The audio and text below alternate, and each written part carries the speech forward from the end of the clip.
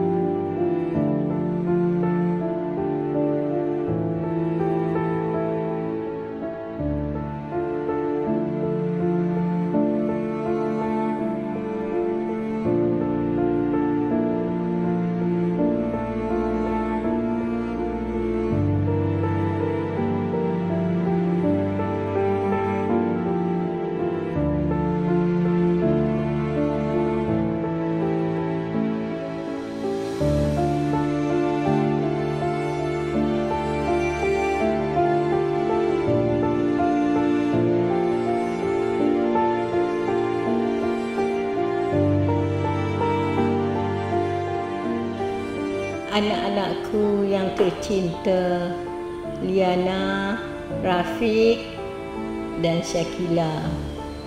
Jika kamu membaca surat ini, ketahuilah bahawa hati ibu penuh dengan kasih sayang dan doa untuk kalian, anak-anakku. Along, tolong jagakan adik-adikmu dengan baik. Jangan pernah abaikan mereka, walaupun Along jauh dari mereka. Angah, ibu doa Angah dimurahkan rezeki dan ibu halalkan setiap titik peluh ibu untuk Angah. Pimpinlah tangan kakak dan adik Angah dalam setiap langkah Angah. Acik, ibu tahu Acik anak yang kuat. Acik tegurlah dan ingatilah abang dan kakak Acik. Ibu sayangkan Acik. Anakku, hidup ini terlalu singkat untuk dipenuhi dengan perselisihan dan rasa benci. Ibu mengharapkan kalian selalu bersatu, saling menjaga dan menyayangi antara satu sama lain seperti yang Ibu ajarkan. Allahu Akbar, Allahu Along? Akbar, Angah? Allahu Cepatlah. Nanti kan lambat pula. Along dah siap dah, Cik. Tudung Along ni nampak susahlah nak betulkan. Cik. Kejarlah Long, Cik. Butang baju Melayu Angah ni tak betul. Hai, kan senang kalau ibu ada macam tahun lepas. Boleh siapkan kita.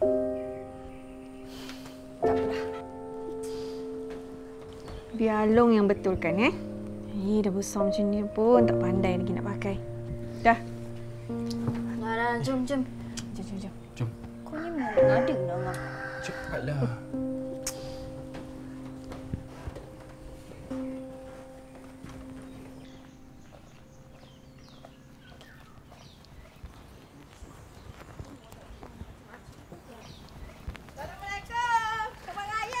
Waalaikumsalam, Cik Kam. Orang semua nak pergi mana? Cik kan datang nak raya ni. Kita orang semua nak ke kubur arwah ibu, Cik Kam. Tapi kalau Cik Kam nak datang beraya, tunggu kita orang balik rumah dululah. Betul tu Cik Kam. Apa kata Cik Kam ikut kita orang pergi melawat ibu? Lepas tu bolehlah Cik Kam balik beraya. Cik Kam nak ikutlah. Cik Kam pun nak pergi melawat kat kubur ibu tu.